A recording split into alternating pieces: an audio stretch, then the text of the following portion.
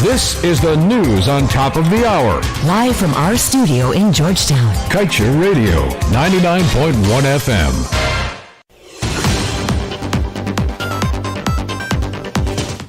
Good morning. Welcome to this morning's newscast on Kaieteur Radio. I'm Kevin Smith.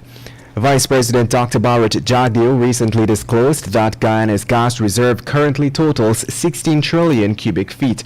In light of this, he believes there is merit to the advice offered by industry experts that the country would be wise to develop a gas master plan. The government's oil boss was keen to note, however, that such a plan hinges on how much of the gas reserve ExxonMobil Guyana can make available for use. The vice president indicated that the government is of the firm conviction that the gas resource can be as lucrative as the oil component of Exxon's operations. He stressed, however, that a lot hinges on the availability of the gas and not being carried away by the size of the reserve. In the meantime, Jagdeo said the government intends to advance its gas-to-power project, which will utilize a 12-inch pipeline and bring a maximum of 130 million cubic feet of gas per day. He said a commitment has been received from Exxon for 50 million standard cubic feet per day, but work is ongoing to increase this to 80 million cubic feet. In other news, Guyana's most recent oil discoveries in the lucrative Stabroek Block have significantly increased the country's recoverable oil equivalent barrels, so much so that its fortunes represent more than 10% of all global finds since 2015. This was specifically outlined in ExxonMobil's Energy Factor blog, which was authored by Exxon's head of upstream oil and gas, Liam Milan. The article stated that Guyana's Barrelai 1, Patwa 1, and Lukanani 1 discoveries took the country's recoverable oil to nearly 11 billion barrels. He said, too, that the company identifies its strengths in scale, advanced technologies, integration, operations excellence, and highly skilled people as the enabler of its success in the country. These strengths, it was noted, have also positioned the company to lead in the energy transition initiative. And moving on, for almost a year now, Giftland has been unable to provide electricity to GPL's grid.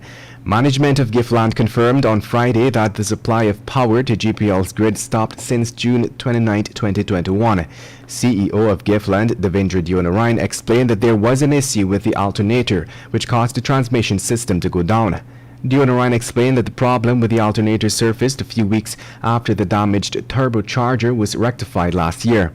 According to the CEO, the system went down for a few months between December 2020 and March 2021, but was up and running again until June 2021. This is despite the company having an active power purchasing agreement in place with GPL to supply electricity to mainly communities located on the lower east coast of Demerara. The CEO claimed, however, that the purchase agreement is still in force. Giftland only gets paid for the powered supplies. And in other news, GCOM opposition commissioners are looking for full discussions to be held regarding the reform of the Representation of the People's Act, or RPA, the legislation which deals directly with elections in the country. Despite recent utterances by Vice President Dr. Barrett Jagdeo that the government had received most of its contributions on a draft RPA from civil society, GCOM Commissioner Vincent Alexander has made it clear that whatever was presented to the government did not properly reflect the views of all parties. Alexander said that opposition commissioners had expressed dissatisfaction when GCOM chairwoman Claudette Singh announced that she has made submissions to the government on behalf of the elections body. The commissioner said that he, as well as affiliate commissioners, submitted preliminary contributions on the matter involving the elections reform law. And now let's tell you, Devanand Singh, the Kitty businessman charged on April 1st with the brutal assault of a female relative, is struggling to find a lawyer to represent him in court. On Thursday, a signed letter from attorney-at-law Bernardo Silva to Magistrate Lirondelli surfaced on the various social media platforms, and its contents revealed that he no longer wants to be associated with the case. De Silva pointed out that in the letter that he had already notified Singh that he will no longer be his lawyer. According to information, De Silva is the second lawyer that refused to defend Singh in a case that went viral on social media.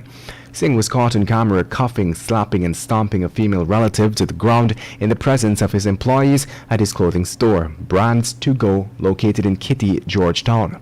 The assault reportedly took place on March 25th, but it was not until the victim decided to share her story publicly that Singh really came under the spotlight for his wrongful actions. And to wrap things up this morning, let's tell you that on Thursday, the United States Food and Drugs Administration, or the FDA, issued a new recommendation that limits who can use the Johnson & Johnson COVID-19 vaccine due to a rare but serious risk of blood clots.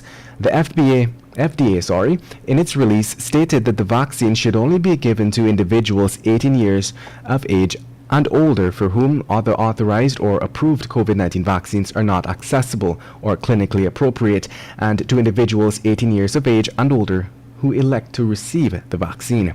Minister of Health Dr. Frank Anthony noted yesterday that persons in Guyana who took the vaccine should not panic. The minister explained that cases of blood clotting in the U.S. were first detected in 2021, and because of that, the FDA had put a pause to the use of the Johnson & Johnson vaccine at the time. And that brings us to the end of this morning's newscast. I'm Kevin Smith. Thank you for listening.